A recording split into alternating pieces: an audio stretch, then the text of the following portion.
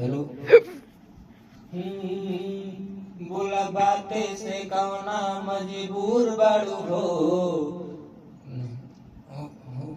मिले आइल ना जाने तू दूर बाड़ू हो। बोला बाते से कौना मजबूर बाड़ू हो, मिले आइल ना जाने काहे दूर बाड़ू हो। बोला बाते से कौना मजबूर बाड़ू हो, नहीं करी है खुदा नहीं हुई है जुदा, हुई तुहर से शादी हो।